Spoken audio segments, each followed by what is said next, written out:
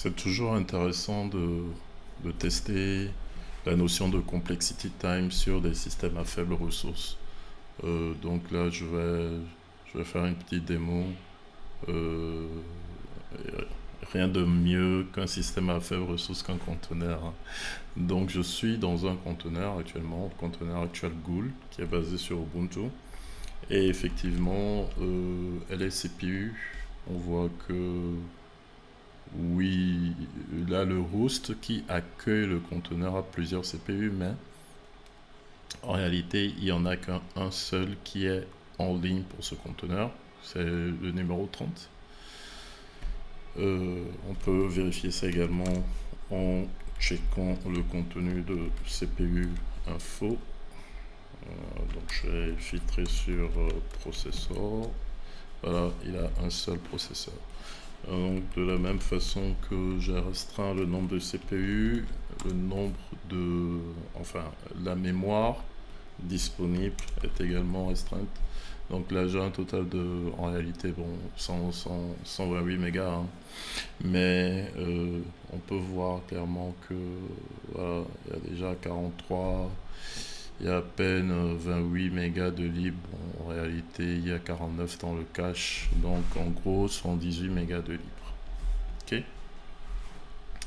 Et donc, ma première démo, qu'est-ce qu'on peut faire? Qu'est-ce qu'on veut faire déjà? On veut au fait euh, évaluer le runtime d'un programme Python. Donc, essayer de voir en fonction de l'input qu'on donne, la conséquence que ça a sur l'output, la conséquence en termes de,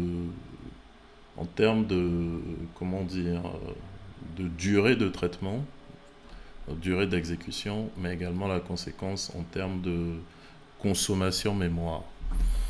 Et j'ai bien envie de faire un exemple avec le Powerset.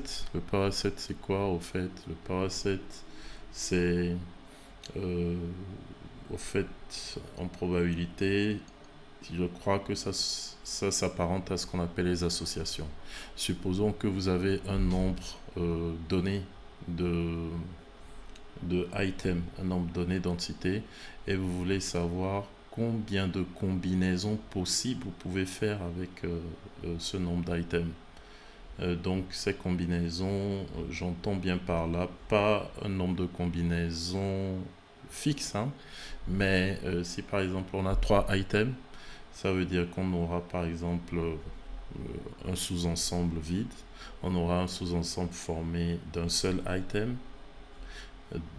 3 fois, donc un item alpha, un item bêta, un item gamma, on aura un sous-ensemble formé de 2 items, donc toutes les combinaisons possibles, et puis on aura des sous-ensembles formés de 3 items.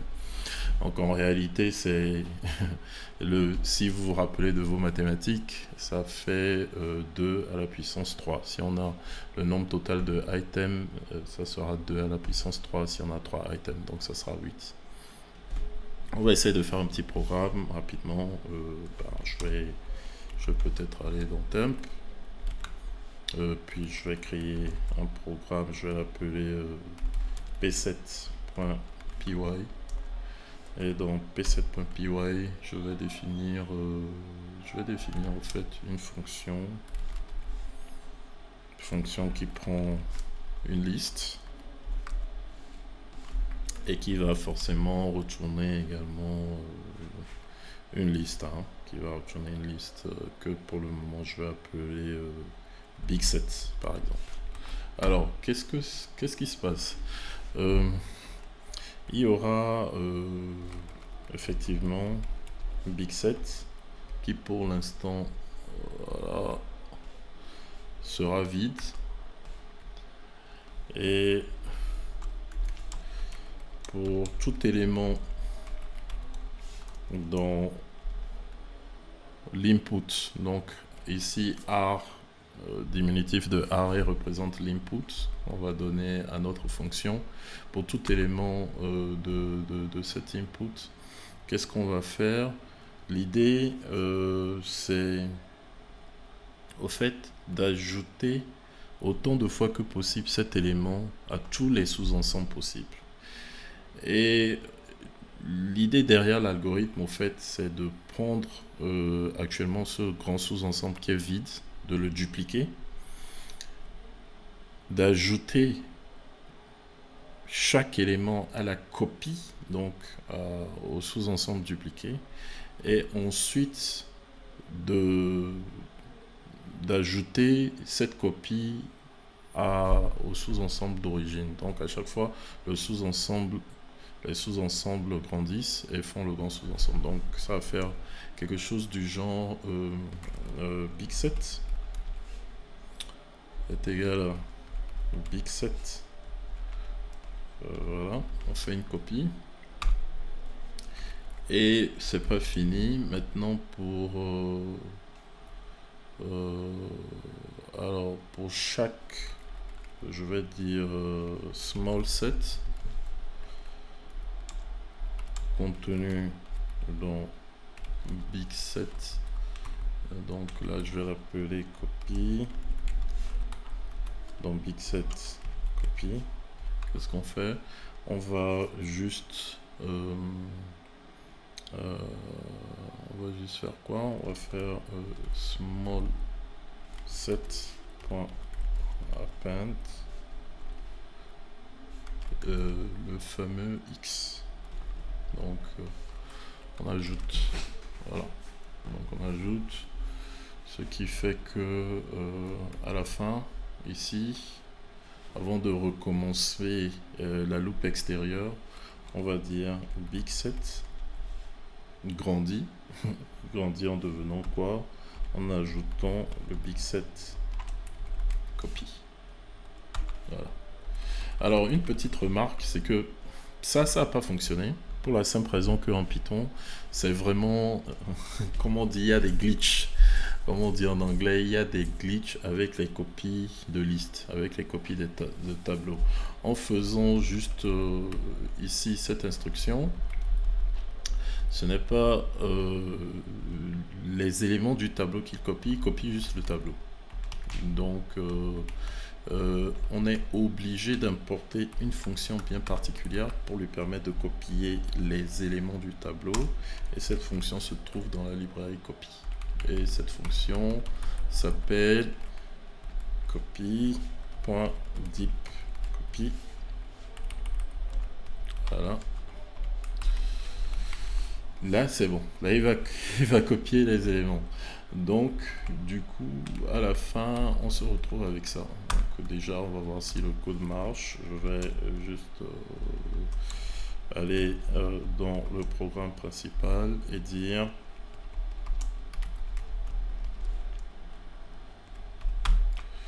on va définir par exemple notre tableau comme étant composé de 3 éléments. On peut juste le faire en string, hein, ABC par exemple.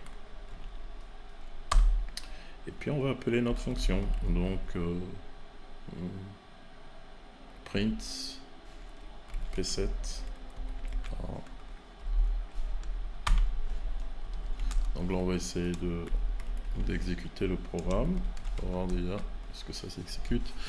Alors oui, j'aime bien quand il n'y a pas d'erreur d'un coup. C'est rare, mais c'est intéressant, ça fait plaisir.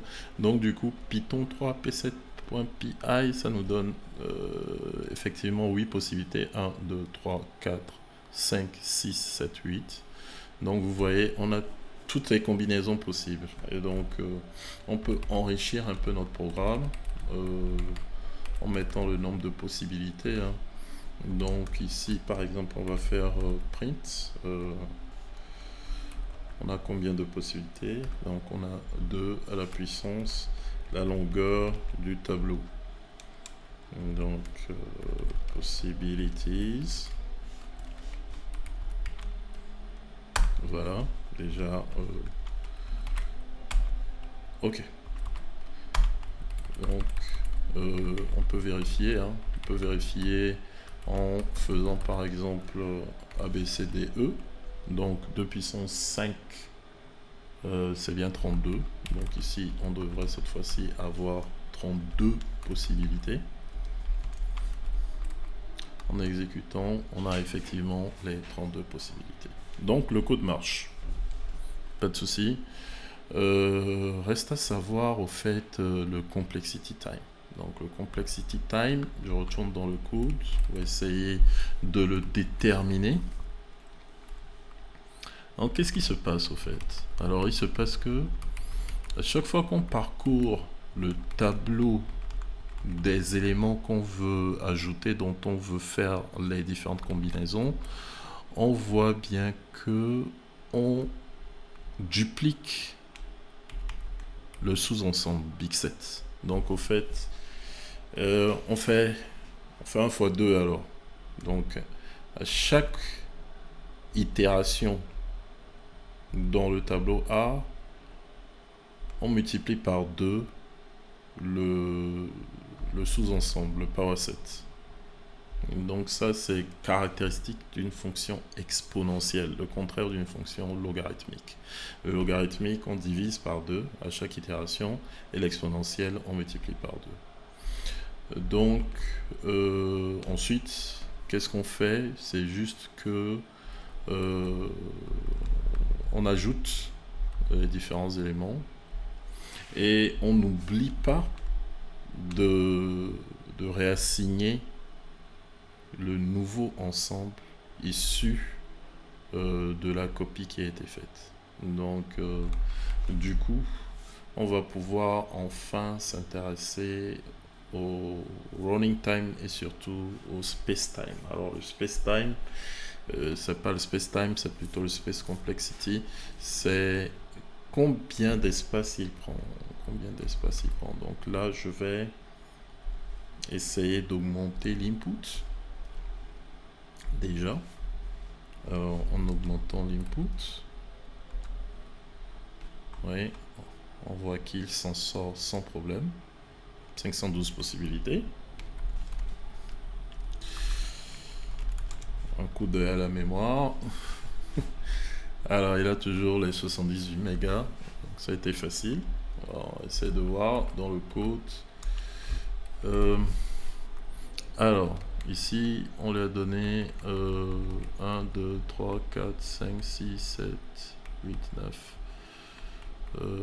Oui, 2 puissance 9, ça fait bien 512. Donc, essayons de deviner.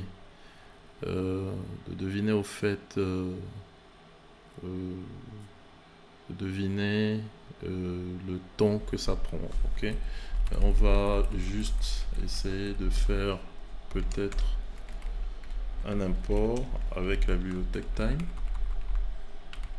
Essayer de mesurer la durée, et puis juste avant l'appel de la fonction,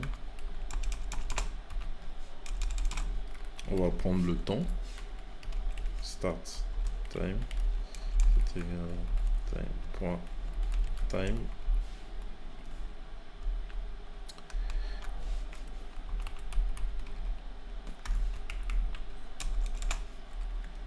Et on va juste calculer elapsed, c'est égal à quoi? Donc on fait appel à la fonction time et on soustrait donc du temps de début.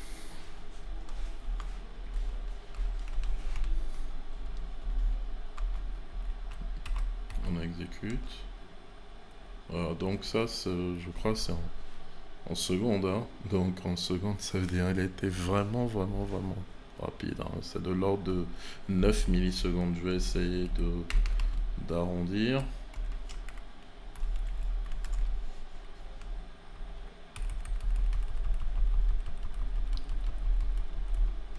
Voilà, on va arrondir.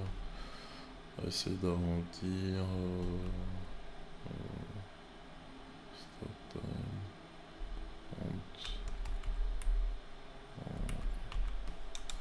Peut-être 2 chiffres après la virgule, c'est bon.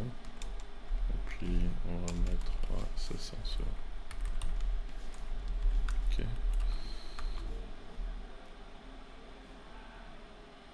Bon, là, il m'a mis 0,01 seconde. Ok, voilà. Donc là, essayons de deviner un peu. Si on ajoute une seule lettre de plus, du coup, notre input passe de 9 à 10. Donc, on a ajouté un seul élément à l'input, plus 1.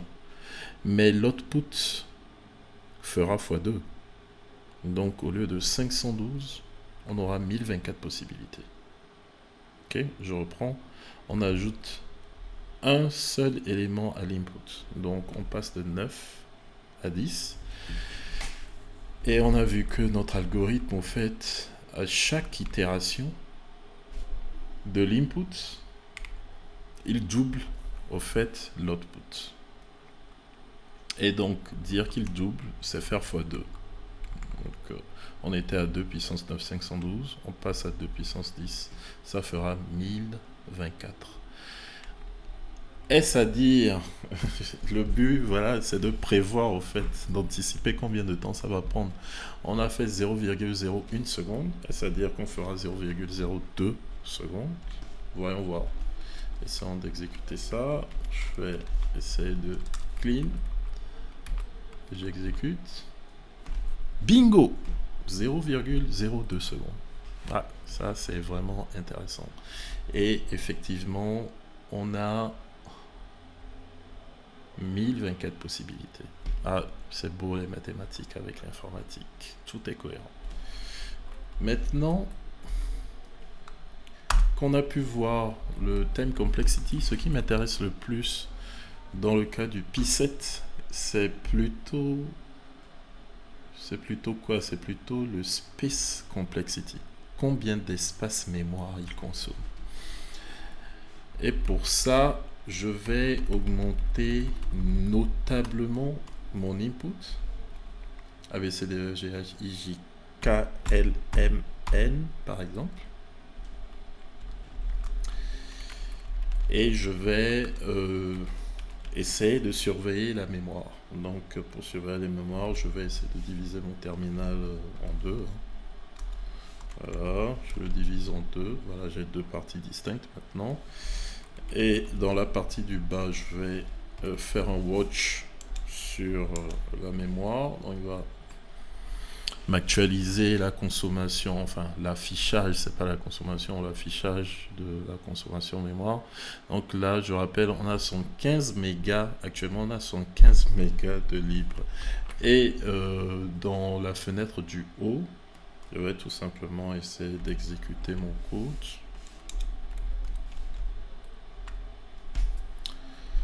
Alors, il a consommé 1 méga apparemment.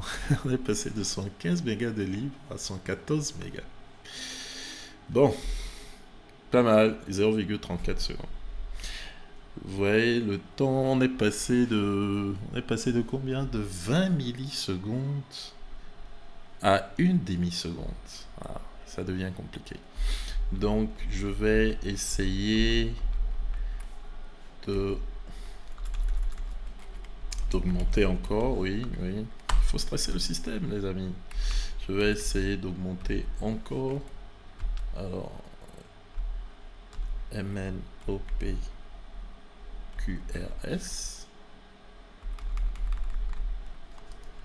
Et on va voir ce qui va se passer. Est-ce qu'il pourra?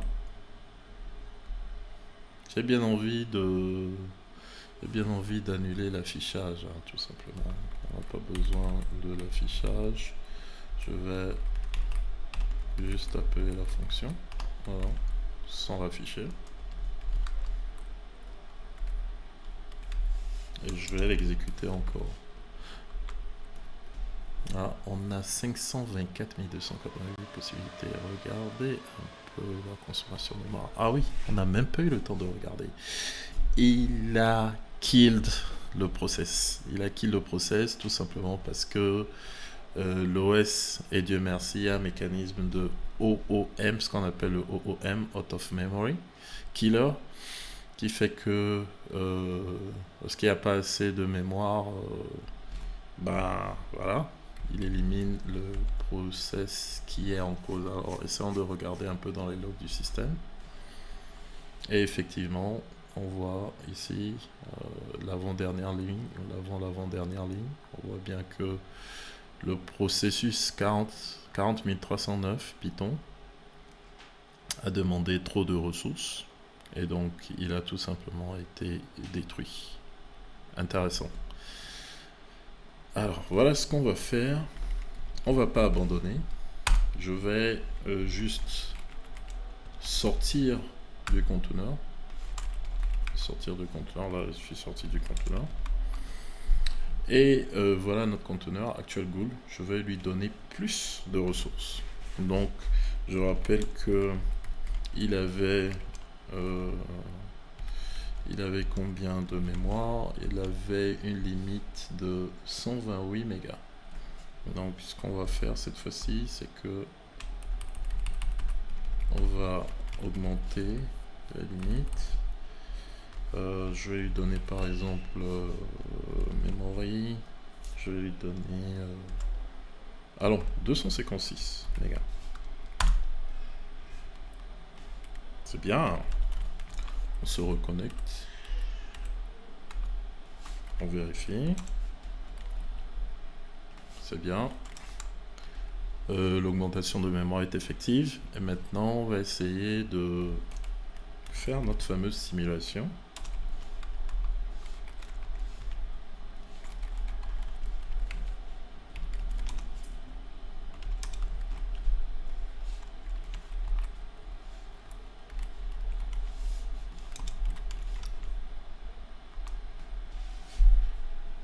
Un million de possibilités.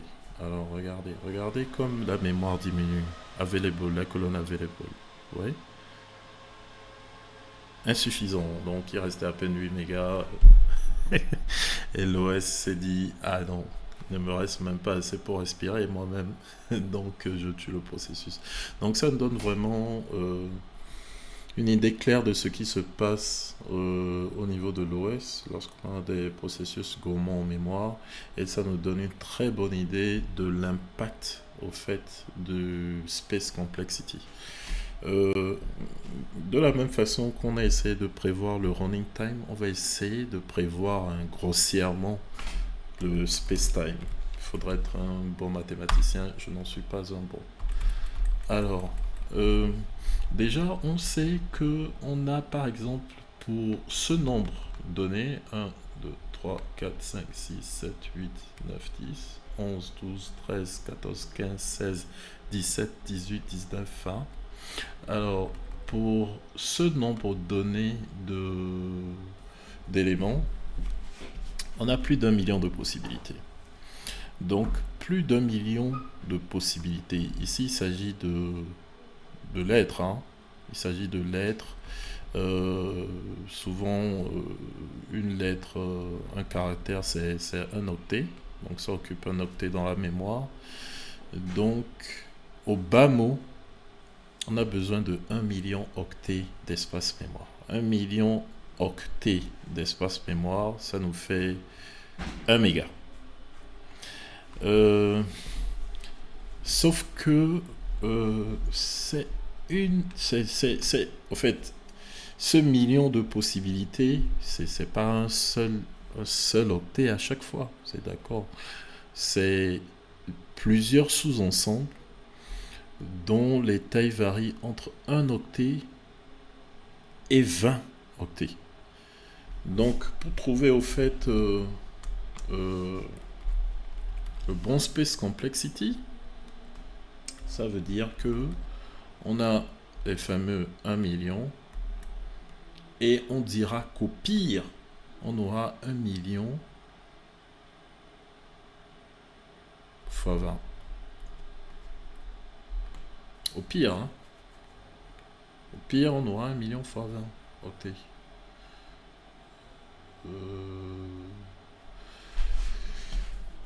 J'espère ne pas me tromper. On a 1 million de possibilités. Et c'est 1 million de possibilités. Ce sont des tableaux dont le maximum fin 20 caractères. C'est bien ça? Alors, ça ne me donne pas ce à quoi je m'attendais. Parce que là, ça me donne juste 20 mégas. Et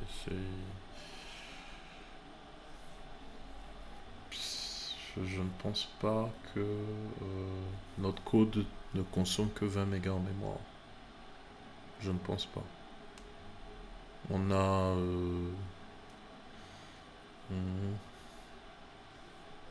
20 octets, 1 million. Bon, soit. Ce qu'on va faire, on va quand même essayer. Je vous l'ai dit, je n'étais pas un bon mathématicien, mais on va essayer de voir ce que l'ordinateur nous dit. Et donc, pour voir ce que l'ordinateur dit que ça consomme, j'ai bien envie juste d'augmenter à nouveau et de lui donner 512 mégas comme limite. Alors, 512 mégas, pas mal. Ouais, c'est fait. Je vais essayer de tourner le code en espérant que cette fois-ci il ait assez de ressources pour tourner. Je surveille la mémoire. Et en haut, ici, je tourne le code. Alors, ça va faire ça. Alors, c'est parti. Voilà. Il grossit, il grossit, il grossit, il grossit. On est à plus de 200 mégas utilisés actuellement. Voilà, il a fini. 116. Ça a marché. Il a pris 18 secondes. 18 secondes. Vous imaginez, je crois que quand on était à 10, on avait une demi-seconde en runtime. Et juste en passant à 20, il a pris 18 secondes. Les algorithmes basés sur l'exponentielle sont vraiment à éviter, quoi. Alors, je vais essayer tout simplement de surveiller ça autrement. Je sais pas, on n'a pas htop. Est-ce qu'on a top? Oui, on a top. Et donc, on pourra voir un peu la mémoire résidente avec ici la colonne RES. Ici, c'est la mémoire virtuelle. Et donc, je vais tourner le code. On devrait le voir apparaître. Avant ça, je vais voir est-ce qu'il n'y a pas moyen de classer par mémoire pour qu'on le voit juste tout en haut. Ouais, je crois que c'est bon. Est-ce que c'est bon? Non, c'est pas bon.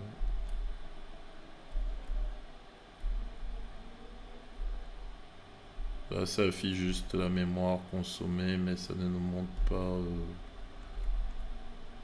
Voilà, je crois que cette fois-ci je l'ai.